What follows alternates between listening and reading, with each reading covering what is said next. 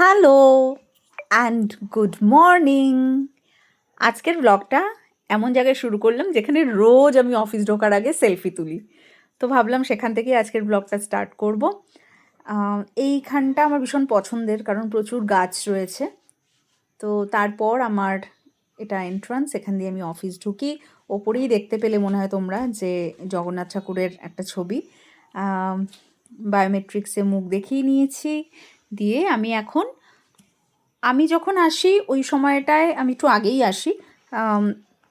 আমি প্রথম যে ঢুকি, তো তারপরে একটুখানি ফ্রেশ ট্রেশ হয়ে যেটা আমি করি সেটা হলো আমি ব্রেকফাস্ট করে আসি না।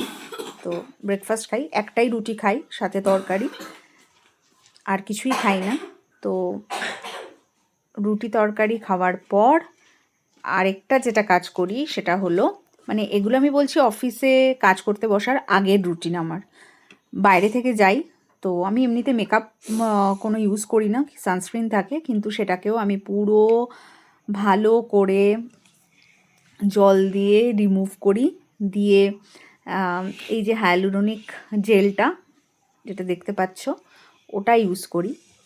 তো ফার্স্টে মুখটা ভালো করে ধুয়ে নিই, ধুয়ে জেল টেল সব কিছু লাগিয়ে তারপরে চুল আঁচড়ে লিপস্টিক দিয়ে ঠিকঠাক করে সব কিছু করে তারপর গিয়ে আমি কাজ করতে বসি।